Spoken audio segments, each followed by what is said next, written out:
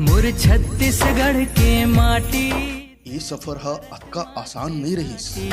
मैं तो रोज नवा नवा चुनौती आगे आ खड़े होत रहीस। तारी याद फिर हमारे ये सफर लगातार जारी रहीस और हर पड़ाव मील के पथरा बनत गईस। हर मया धीरे धीरे अपन महतारी भुइया छत्तीसगढ़ ला बदलत दिखे, सरग ओला जागरूक होत दिखे। पाछू बछर जेन हो गए तेन हो गए।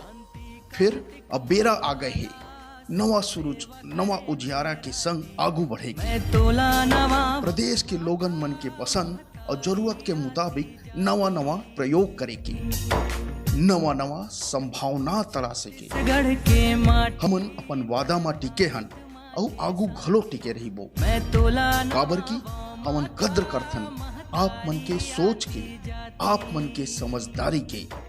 चला जुर मिर के गढ़बो हमर अपन नवा छत्तीसगढ़। नवा बिहान के नवा सूरज संग चिरगुन चहकने लागे। मोर पपीहा